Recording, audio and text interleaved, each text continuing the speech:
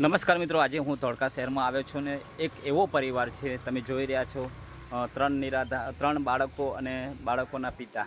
જેમ કે મમ્મી થોડા સમય પહેલાં કોરોનામાં એક્સપાયર થઈ ગયા છે, 2 વર્ષ પહેલાં. શું નામ છે બેટા તારું? ગોવિંદ. અને બેન તમારું? કૈલાસબેન. ભાઈ તમારું? કાલુભાઈ. બાળકનું નામ શું છે પાછળ? સૂરજ. શું તકલીફ છે તમને? ટીબીની. રહેવા માટેનું ઘર બહાર કંઈ નહીં. કંઈ જ નથી એમ? અને આ જે ઘર છે એ રહેવા આપેલું છે કોઈ? બરાબર, કોઈ સારા વ્યક્તિએ. બરાબર. તો આ જમવાનું ને બધું ક્યાંથી? મંદિરનું માંગે લેવા આવ્યો હતો. હા, એટલે માંગવા આવો. રાત્રે હું હોટલ ઉપર જમવા ગયેલો હતો ને ત્યાં આગળ ભાઈ આવેલો હતો.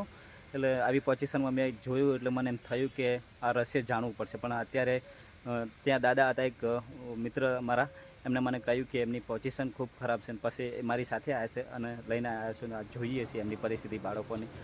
કાળુભાઈ, તમે કેટલા ટાઈમથી રહો છો અહીં કને? 10 વર્ષથી. તમારા વાઈફને કેટલા વર્ષ થયા એક્સપાયર થઈ? કોરોનામાં ઓફ થઈ ગયા. તો બાળકો ભણે છે કે નથી ભણતા? નહીં ભણતા. એવું છે એમ ને? અને હાલ જે તમે ઘરમાં રહો છો એ તમારા ઘર સામાન ને બધું તો હશે ને? થોડું ઘણું મને બતાવો ને ઘરમાં. ચલો ને બેટા, ચલો ને ગોવિંદભાઈ,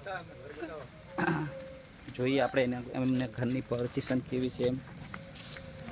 જો બહુ જ ખતરનાક છે. જો જોઈ રહ્યા છો તમે વિડીયોની અંદર. બહુ જ ખતરનાક છે. જો મિત્રો, આમાં શું છે? ખાવાનું છે. અને બહુ જ ખતરનાક પોઝિશન છે.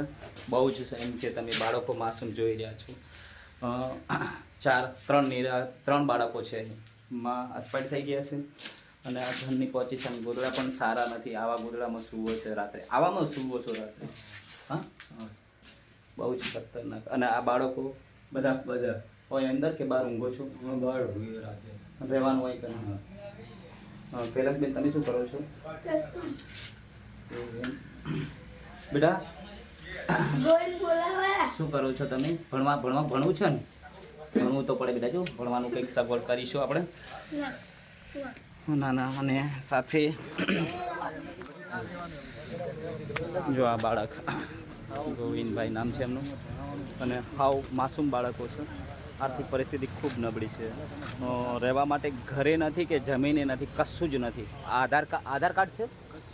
આધાર કાર્ડ એ નથી કે રેશન કાર્ડ એ નથી, કાંઈ કશું જ નથી એમ કે. અને સાવ વીક પરિસ્થિતિ છે.